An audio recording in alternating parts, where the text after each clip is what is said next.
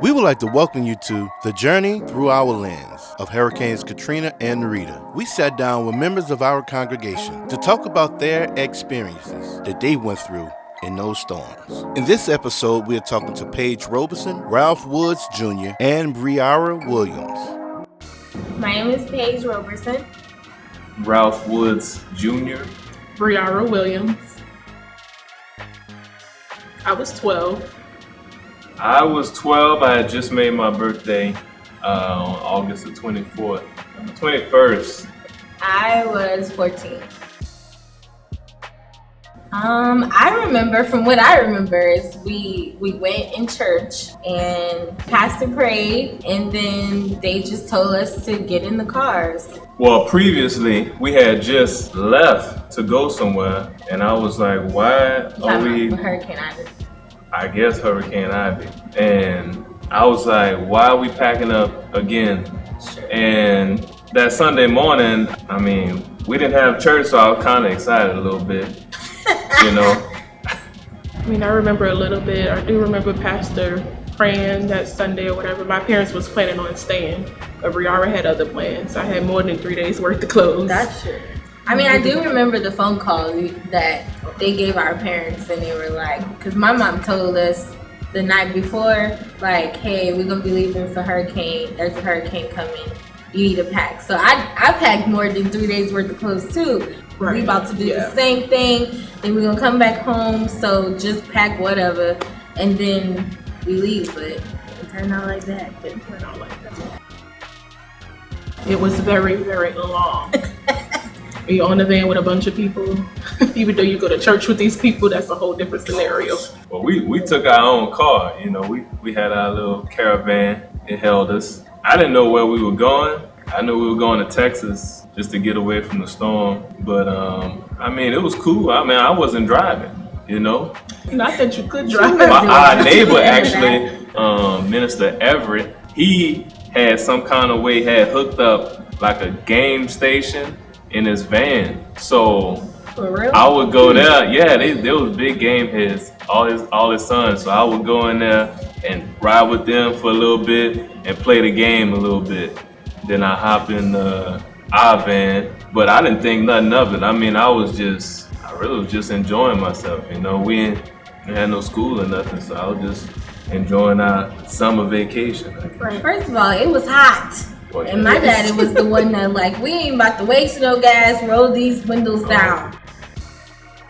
But I didn't know what Lumberton was. It was a bunch of trees. That's all I remember. Country town. Country town. For me, I kind of just thought it was going to be 3 days, and that's it. But once we started settling in, we kind of had, like, each other at the same time, so. Then reality set in. Yeah. Then you get the call where they tell you, hey, y'all not going back home. That's where everything changes. I just got concerned about my family, the people in my neighborhood, like what they doing, like where they at. You know, did they go to Texas, or you know, where are they? Lord have mercy. I was so tired. I was tired of packing and going and packing. I was tired of that. I don't know about y'all, but I really thought in my mind that we were going to go back to Lumberton.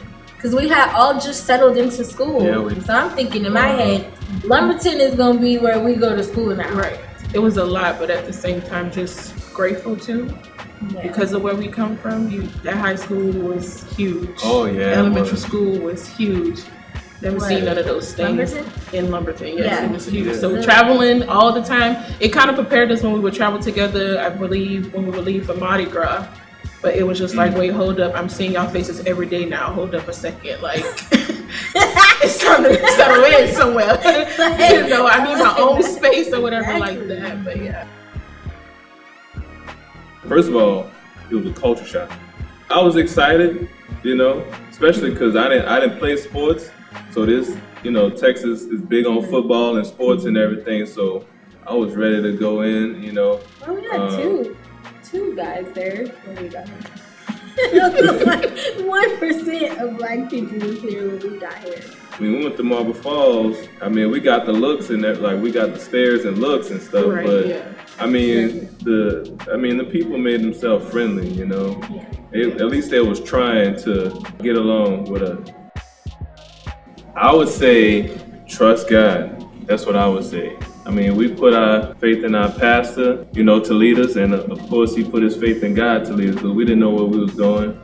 Everybody. It took every ounce of trust, every ounce of faith and hope on this journey. I would say change could be easy, it could be hard, but it's necessary to get you to the next place that God has for you. We didn't think that, what we had back in New Orleans, we thought it was big, the property was big, we had the restaurant, we had the salon, the nursery going and everything like that. But who would have thought that Hurricane Katrina would change our lives and give us 56 acres of land where we won't have to want for nothing.